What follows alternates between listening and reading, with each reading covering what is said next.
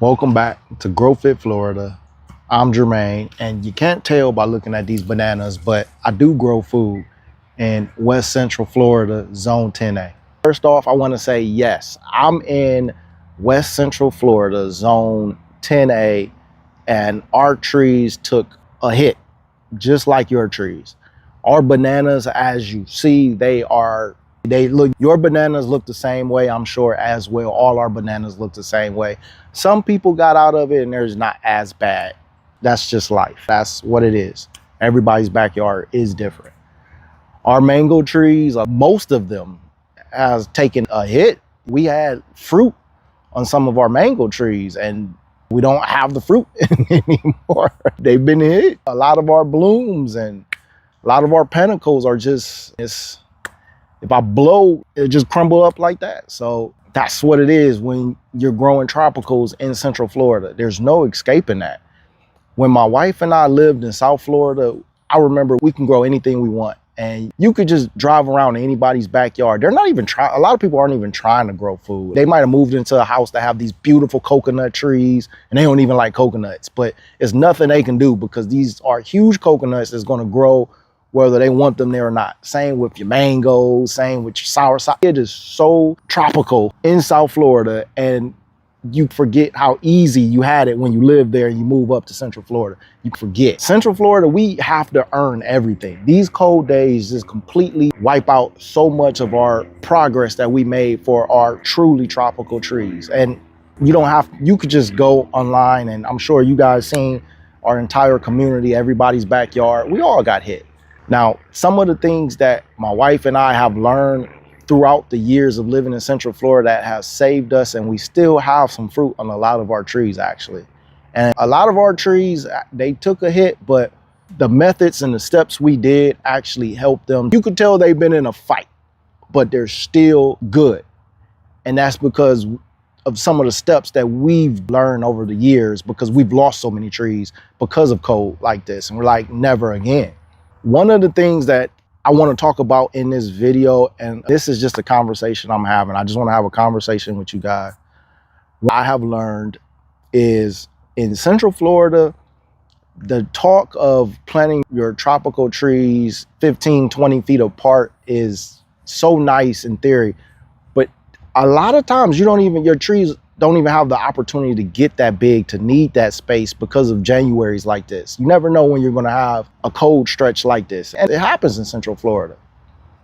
So you create so much space for this mango tree. You put it in the center of your yard and you start planting other trees 20 feet away from it or whatever, because you've been told that this mango tree is gonna get huge and it needs all this, and you've been told that, and you're 6, 7 years in and your mango tree is 3 feet tall or 4 feet tall or barely 6 feet tall. And you're like, it's not growing because every single cold weather you have to prune it back, and it's not even given the opportunity to grow like it wants to. And a lot of that is that we have found is because with these tropical plants, they do so much better when they have a partner, when they have other plants surrounding them. Planting your tropical trees 15, 20 feet apart is so great if you're looking to sell some fruit, if you just are like, you have a very temperate climate where you're more South Florida. If you're in Central Florida, the closer we can put our trees next to a companion, next to a partner, and the more microclimates we can make in our backyard, these Januaries, we are actually saving that tree. You could always prune your tree. 50 mangoes on a tree for a family of 4 or family of 5 is plenty of mangoes. And imagine if you have 2, 3, 4, 5 different varieties of mangoes, and each one of your trees giving you between 10 to 50 mangoes. You're going to be set. Sure, if your tree gets huge, you just allow that tree to get huge, sure, you can get way more mangoes, but it's so hard in Central Florida to allow our trees to get like that because of these cold stretches. Another thing is, I don't even want to mention hurricanes. I don't want people to do not live in Florida. I'm not moving down there. They got the cold in January, and now he talking about hurricanes. But a big, huge tree during hurricane season can become a liability. So that's another reason why we prune. So In Central Florida, it just makes so much more practical sense to maintain your trees to a good height, good shape. It's okay to plant them closer.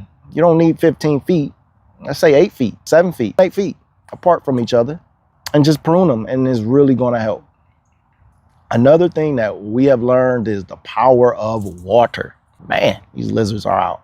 But the power of water is hydrating your trees is probably the best bet that you can do for your trees, more so than anything, is hydrating your tree. Before the cold, making sure all your trees have all the little micronutrients that it possibly needs to withstand this cold. And I'm gonna go over all the micronutrients that your trees needs probably on Patreon. So you can go over there and join me on Patreon.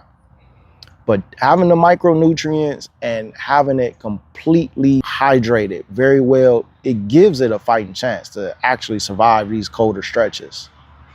A tree that's hydrated well does so much better than a tree that's not. So if you can't do anything to your backyard, turn your hose on. Just let it sit.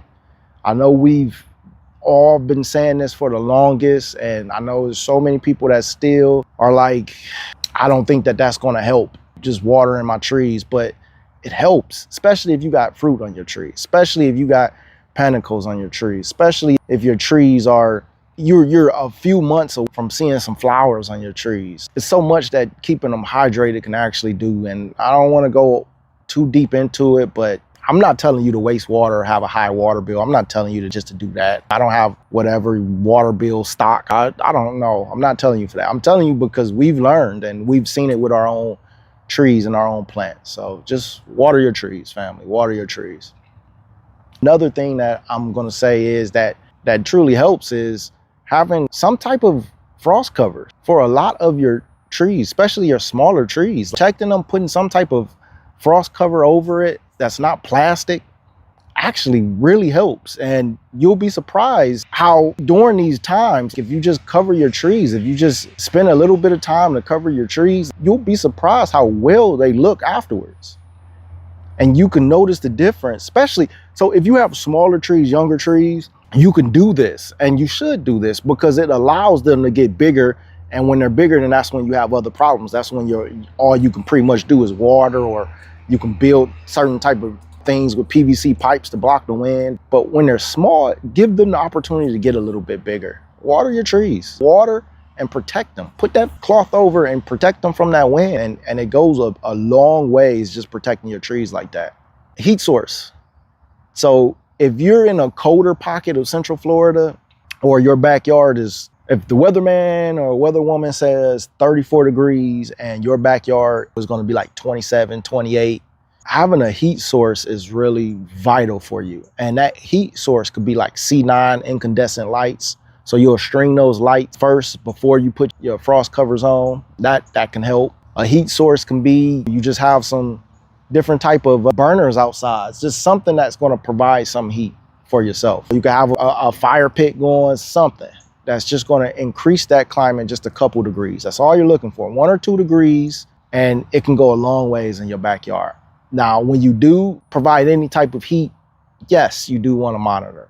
If you're using fire for your heat, you're lighting fires in your backyard, then please, before you light that fire, you got to soak your grass first. You got to soak your grass, you got to soak the mulch, you got to soak everything around. It just makes it a little bit safer. And also, don't just light the fire and go to bed, everything's fine.